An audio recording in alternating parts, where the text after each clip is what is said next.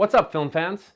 The movies, like virtually all other narrative forms, often make use of allegory. That's basically just the construction of narrative or characters or some combination of both that function fine in the story being told, but which also represents something real life, the times, the place, the people of the filmmaker's world. This can be an especially useful tool in political situations where it might be unsafe for the filmmaker to comment upon or criticize the current regime. Hungarian filmmaker Miklós often made use of political and historical allegory in his films. This can be clearly seen in his early masterpiece, the 1966 film The Roundup, the subject of this episode of What Makes This Film Great.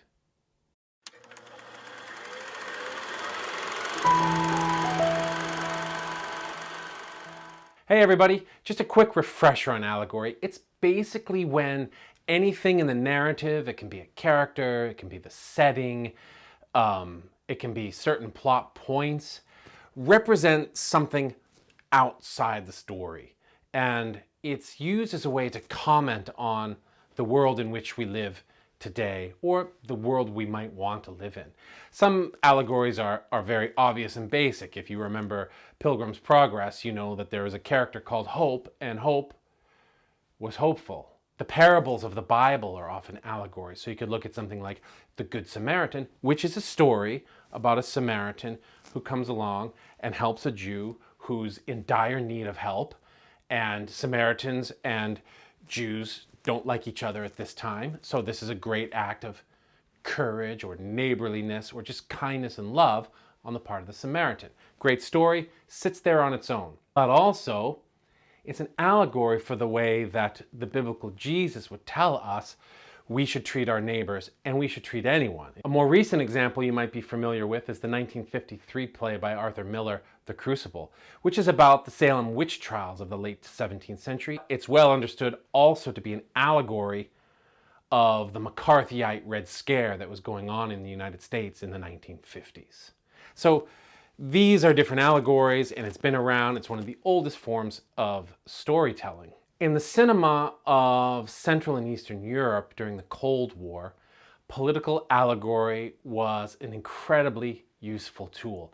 A lot of the filmmakers who lived in Hungary, what was then Czechoslovakia, Yugoslavia, and so on, were critical of the regimes under which they lived. But because those regimes were fairly repressive in terms of allowing criticism, they couldn't just make films that said, communism's bad, communism hurts friendships, communism is dictatorial, or whatever it was that they might have believed.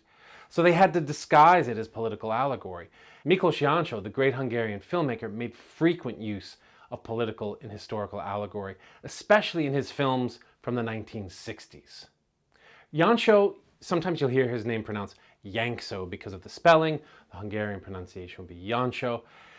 Jancsó had a long career in cinema. He started making documentary films in the 1950s and continued to do so throughout his career. In the mid-60s, he also started making feature films, which he also continued to do throughout his career until he died in 2014. Jancsó had a long career that can be divided into different phases, and I'm not going to go through all of them here. You can look them up if you want to. But The Roundup sits in his first phase, which is the 1960s. And these films are all characterized by being in black and white, by being set in historical periods, mostly Hungarian history, although his great film, The Red and the White, takes place during the Russian Civil War. And most of these films are shot on the Great Hungarian Plain, or the Puszta, with its wide open vistas and this constant sound of the wind blowing. One thing you'll notice if you watch Jancsó films from the 60s is this ever-present wind blowing across the plains. And all of these films, even though they might be set in the early 20th century or in the 19th century, can be read as commentaries on the Hungary of the 1960s. What makes a film so great and what makes allegory work at its best is that the films still have things to tell us today. So while they're allegorical of Jancsó's time and place, their messages are not restricted to that time and place, and there's a lot we can still learn from his films. The Roundup is a fantastic film. You just have to go get yourself a copy. Second Run has put out a DVD of it. You might be able to find it in other places, but it's a fantastic film. In fact, the contemporary Hungarian master, Béla Tarr, voted for it as one of the 10 best films of all time. In his last Sight and Sound poll, you can see it here. There's your typical Hitchcock and Ozu and so on. And there's Jancho with The Roundup. The British film critic Derek Malcolm called it one of the best 100 films of the 20th century. So it has a good pedigree, but I've found that a lot of people don't actually see it, and it's very much worth seeing. It does help to have a little bit of background on the Hungarian history, not as much as with, for example, Mészáros' A Diary for My Children, which I talked about in a previous video, but just a quick primer on late 19th century Hungary. In 1848, across Europe, there were democratic revolutions, including in Hungary. Hungary had found itself at that point under the control of the Habsburg Empire, and there was this great revolution where they wanted to break free. They lost, and the revolution was savagely put down. In the wake of that revolution, some Hungarians continued to hope for and fight for freedom from the Habsburg Empire, which had transformed its name into either the dual monarchy or the Austro-Hungarian Empire. If you've ever taken high school history class and you're like, Germany, France, Italy, the UK, the Austro-Hungarian Empire, when you get to the First World War, right? You're like, where did that come from? It came out of this revolution. Some Hungarians, particularly in the east of the country, continued to want to fight for freedom. Many of these people, many of these men, had fought in the revolution, at which time they were called revolutionaries, and once the Habsburgs took dominating control over the country, they were rebranded as outlaws. In fact, the Hungarian title of the film, Szegény legények, is the Hungarian word for outlaw. And it's a good example of how definitions often depend on who makes the definition. These same people fighting for the same cause, revolutionaries, outlaws. And some of those men are led by a person named Sándor Rózsa, who's often considered in Hungary the Hungarian Robin Hood. And they continued to fight for a few decades after the revolution was over. And that is the setting for the Roundup, which is a very simple, basic story. There's a prison out on the Great Hungarian Plain. The prison is overseen by soldiers and officers, and in the prison is a mix of your sort of regular, average criminal and political prisoners who are part of Rózsa's outlaw band. The problem is that the soldiers and the officers overseeing the prison can't always differentiate between the normal prisoners and the political prisoners. And what they want to do is to get the prisoners to give them that information. And that is the whole film. These different officers trying to convince, coerce, threaten, psychologically torture certain prisoners into giving them information about which of them worked for Rózsa. In that sense, that's where the allegory comes in, because as you may know, during the Cold War era in Central and Eastern Europe, there was a lot of coercive methods used to weed out or to discover or to find the anti-government propagandists, anti-government operatives, and so on. And you've seen this in a million movies about the Cold War, mostly maybe about the US or the UK and the Soviet Union. But the same thing was going on in Eastern Germany, Hungary, Czechoslovakia, and so on. There are a lot of things going on in the Roundup that make it work, but there are two that I'd like to talk about in particular. First is the way that as a formalist film, it eschews our ideas of narrative and character development or continuity, and how that works to create an unsettling environment.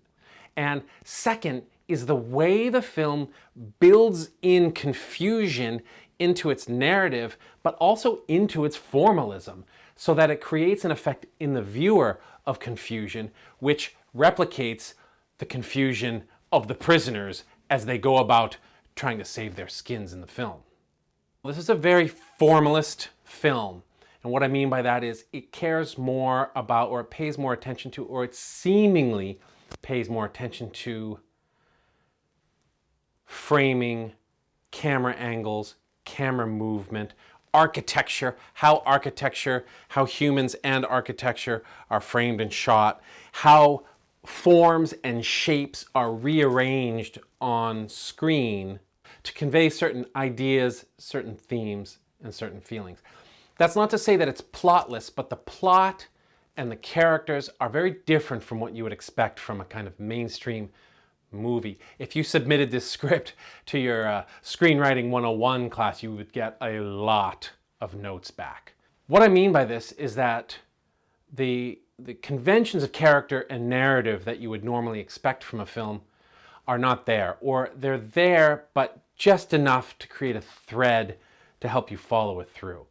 Characters are introduced, you think they're important, and then they disappear when they're no longer necessary for the plot. The plot itself is just, let's find as many of the outlaws as we can, or for the outlaws, let's not be found out, or let's turn the blame to someone else. And that's it. And as one character successfully, or usually not, turns the blame to someone else, he's no longer useful to the officers, and he disappears from the story. So there's none of this sort of character desire and obstacles and growth in overcoming the obstacles that you would expect from, let's say, a mainstream film. And the fascination becomes in the film as a meditation on the mechanisms of a kind of despotic power. What do despots do to citizens and individuals to maintain their hold on power? And this is where the allegory of the film can still have something to tell us today. Let's look at an early example of what I mean by characters who come and go.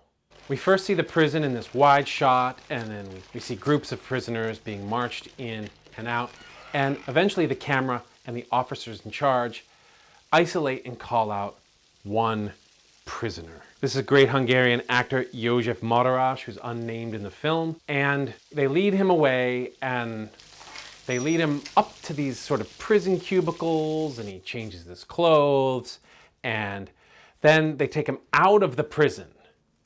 And there are these houses out on, you see the Puszta, and you see the Great Hungarian Plain, and there are these houses that are sort of like annexes to the prison where the officers live.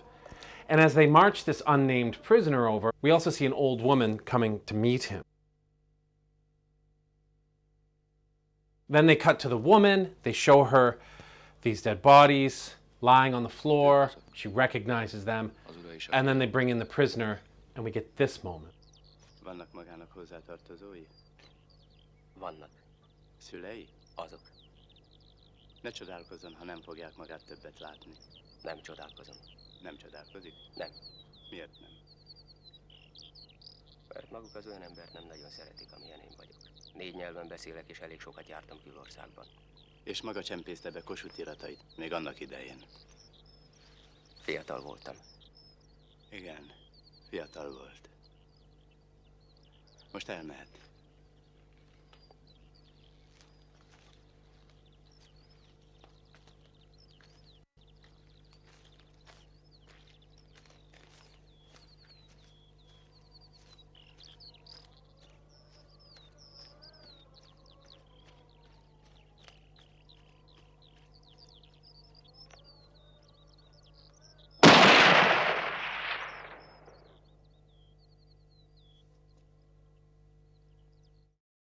That is a brutal opening to a film.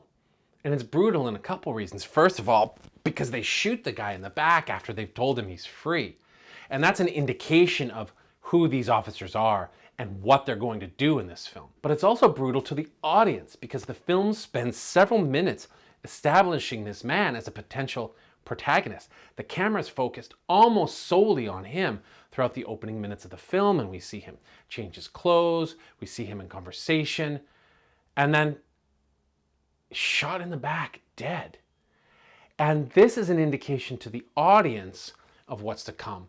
Don't get attached to anyone in this film because nobody is the protagonist. So what we end up following in the film is not so much a protagonist or a narrative, but this theme of despotic oppression, of psychological torture, coercion, applied to different prisoners throughout the film in the officers' efforts to weed out the outlaws. The film fools you about this in several ways. It fools you briefly with that opening of the unnamed prisoner, and then it spends much of the next part of its runtime focused on a character named János, played by the great Hungarian actor János Görbe. And János is another one of the outlaws, although at first he denies it. And he is recognized by the officers, and then he's convinced eventually to confess to some murders that he's committed. And the officers tell him, well, you confessed. Now we're going to hang you. He begs and pleads, and they make a deal with him. Szóval Gajdor János, volna egy megoldása maga számára. Ha maga ott a sáncban talál magánál bűnösebb embert. Olyat, aki több embert ölt meg. Akkor maga szabadul. Magát nem akasztjuk fel. Szóval az a feltétel, hogy találjon ilyen embert. Megértette? Meg. Elvállalja ezt? Hát kérem, muszáj ezt vállalni. Na jó. Akkor elmehet. So much of the middle part of the film is János going about the prison, interviewing and interrogating people who might be his friends or at least his compatriots in the revolution, and trying to get them to confess to him that they've committed more killings or more murders than he has, so he can turn them in to the authorities and save his own neck. And part of what's really effective about this middle part of the film is that at first, because János is a character that the other prisoners seem to respect, some of them are willing to open up to him. But as he gets more desperate in trying to find someone who's committed more killings than him, the prisoners start to cop on to him and start to turn on him. And this is where a lot of the allegory comes out, that one of the things that the officers are so good at in this film is turning these men against each other. And so in a way, although it's never explained clearly, it seems that they never really wanted János to find someone who had committed more killings than him. What they wanted was to achieve this effect of having the prisoners turn on each other. And that becomes more and more prevalent throughout the films, even as János eventually, like our unnamed opening character, disappears from the film. So, as I mentioned earlier, the second thing that the film does is it builds confusion into its narrative and into its form. And it does this in small ways, in big ways. If we go back and look at that opening scene, you may have noticed that, look, it's not raining. Oh, it is raining. Oh, now it's not raining. Now, weather does that sometimes, but it's a very odd thing to include in the film. There's no explanation of it. There's no discussion of it. Does that mean that this opening sequence, which looks to be happening in real time, is actually spread out over a longer time period or several days? I don't know. Also, what about when they take the unnamed prisoner into this cabin? Now, throughout the rest of the film, whenever we look into these cabins, we see that they are tiny little cells. But somehow, when he goes into this first one, in the opening, it seems to open up into a room where he can change his clothes, which then has a doorway out the back of the prison. This again creates confusion from the beginning. So that whole opening sequence, which I talked about earlier, that ends with the shot in the back, is also building in other elements of the film that are very important. In this case, the unsettling nature of this world. What is happening? And you're often on the wrong foot or unsure of what's going on. And I believe, anyway, this is an attempt by the filmmakers, by Jancho, to replicate the situation in the prison where none of the men can trust their friends or their allies or their comrades because they are also unsure of what's going on. Another great example of how the film builds in confusion comes with the performance of the great Hungarian actor Zoltán Latinovics. Latinovics plays one of the officers, and at a certain point in the film, he's arrested and decommissioned very publicly.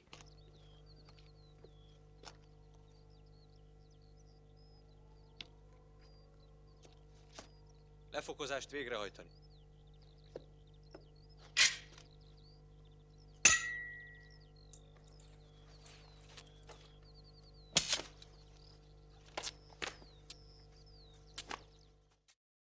And the reason for this is that the authorities have come to believe that Latinovics is actually Imre Veselka, who was Sándor Rózsa's right-hand man. So they think they've got the second in command of this revolutionary or outlaw gang. And then this character appears.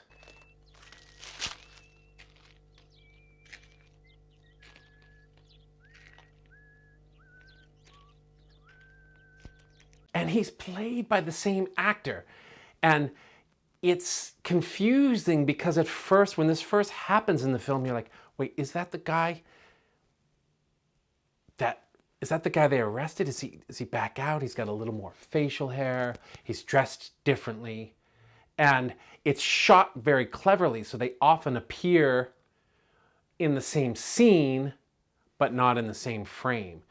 You're again unsteady in your comprehension of what exactly is going on. Do they have the right man? Do they have the wrong man? Is this the same person? Is this two different people who clearly look alike? What's going on? The film does this in lots of other ways as well that relate to its formalism. There's some interesting things where the officers are continually making the prisoners line up, but not just in line. They'll say, go over here and stand in a square. Sit over there in groups of 5. Line up here. Take 2 steps back. And this is all shown visually, so we see the men rearranged in geometric shapes that the officers then arrange again. And that sort of formalist, it looks very cool on screen, and they're continually visually kind of juxtaposed against each other. So we look through the arch of the prison gate and we see a circle or a half circle outside. We see a line with a square opposed to it. It looks beautiful on screen, which is part of its formalism. But then that feeds into the confusion or into the, at least let's say, unsteady nature of the film, because the officers, as part of their efforts to confuse and kind of discombobulate the prisoners, are often doing this just to fuck with them. And this, again, creates confusion amongst them, even as formally it might remain beautiful to us, the viewer.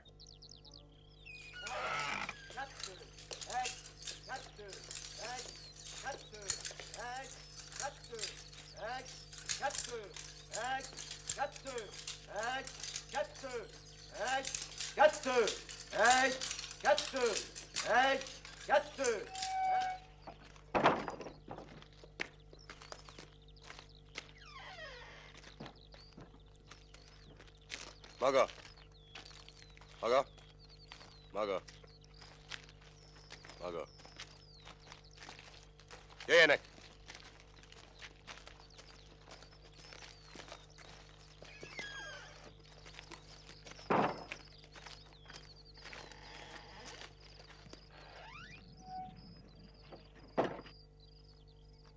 Állj!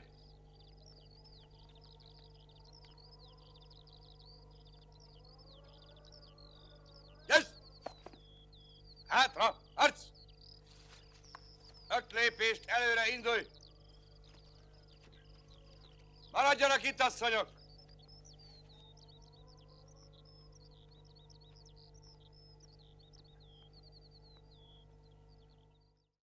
One of the great things about watching this film is watching the thought that went into creating this beautifully shot, beautifully constructed formalist film that will fill you with admiration for the filmmaking, while it also shows us these scenes of just horrid brutality. That opening gunshot is one, but there's another scene where there are women who bring food to the prisoners, and at one point in the film, one of those women is singled out as Veselka's wife, and there's a brutal scene of sexualized violence. It's not a rape scene, but it's again, allegorically it is, where she's stripped and beaten while Veselka watches, and we get a lot of close-up shots of his face, but also these extended shots of her. She's being hit with these sticks or switches, and it's a uncomfortable scene to watch. It's probably the most emotional scene, at least in terms of its result. This brutality. And what ends up happening is that the thoughtfulness and the formalism of the filmmaking and the brutality of the characters and the narrative kind of meld, I think, into a rumination on the mechanism, the mechanical nature of despotic cruelty. Film fans, I'm not going to lie to you. The film ends on a downer note. This is not a Hollywood film. When you go into it hoping for some sort of heroic last act, you're not going to get it. But its warning is important, and its warning, I wouldn't say it's uplifting or inspiring even, but it's important. And that is this: when you give up your ideals, when you turn on your family and friends, when you kowtow to the despot, you're not going to win. The despot has the power. The despot is going to make promises to you, is going to convince you that you are working for him or for it when it's a regime or this whole mechanized, militarized system of the Habsburg Empire. But you're not ever going to get what's been promised you. More likely, it will result in your humiliation, in being outcast by the people who once loved and admired you, or probably in an ignominious death. And that's as true today as it was in Jancho's 1960s or 19th century Hungary. If you've seen the film, or if you go out and watch it and come back to this, or if you just have questions, I'd love to hear what you think in the comments. If you've been watching a few of these videos that I've been putting up, I'd love it if you hit the subscribe button. In the meantime, that's all for now. I'm Aaron Hunter, and thanks for watching.